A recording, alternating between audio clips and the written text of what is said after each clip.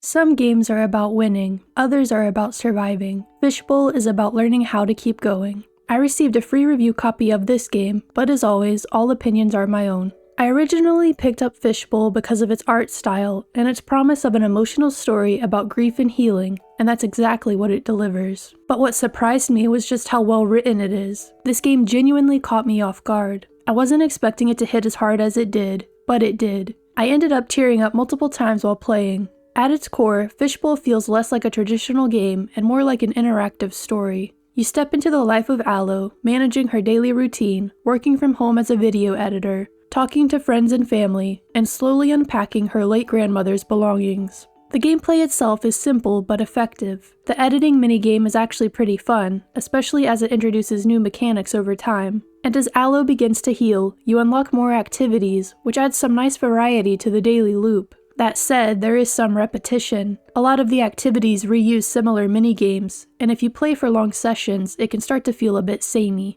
This is definitely a game I'd recommend playing in smaller bursts, as it keeps the experience feeling fresh and prevents burnout. Where Fishbowl really shines is in its writing and emotional depth. The theme of grief landed hard for me. What stood out most was how the game portrays mental health. Even when you're doing everything right, taking care of Aloe and building good habits, there are still moments where something can trigger her and bring her mood down. It's a really honest portrayal of how mental illness works, and it made the experience feel incredibly real. But what I loved is that the game never lets that define her. I kept trying to take care of Aloe no matter what, and in a way, that reflects her resilience. She keeps going, and you do too. Then there's Paplet, the magical talking fish. Paplet is always trying to cheer Aloe up, sometimes to the point of distraction, but it never feels annoying. I actually looked forward to talking with Paplet. They added a sense of warmth and comfort to the experience. Your choices throughout the game also feel meaningful. I'm not sure how much they affect the ending, but they definitely shape Aloe's journey. Characters respond to your decisions, and it feels satisfying to see your version of Aloe reflected in the story. I also really connected with Aloe, not necessarily through her grief, but through everything else. The struggle to take care of yourself, the uncertainty about your future,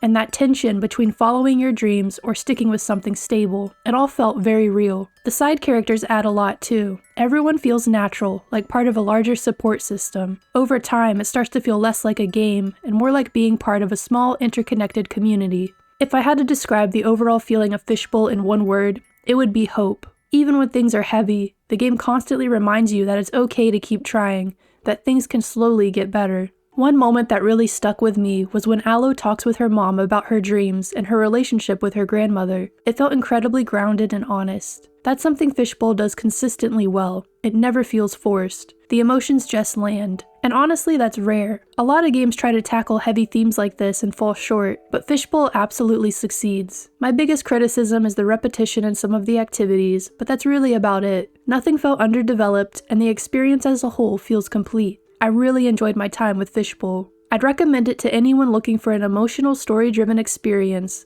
especially if you enjoy slower, cozy games with a focus on character and reflection. There's even a bit of a life sim feel to it, almost like a more narrative-focused version of The Sims. As for me, I don't think I'll replay it, and I don't mean that in a bad way. I feel satisfied with the choices I made and the story I experienced. It feels complete, like something that doesn't need to be redone. If you want to play Fishbowl for yourself, it'll be available on April 2nd on Steam and PlayStation 5. It also runs great on the Steam Deck. The developers say it should take you about 10 to 13 hours to complete, but it only took me 6.5 hours. I am a fast reader though. If you like the video, press the like. If you want to see more of me, subscribe. I cover cozy games, RPGs, and visual novels. Bye guys!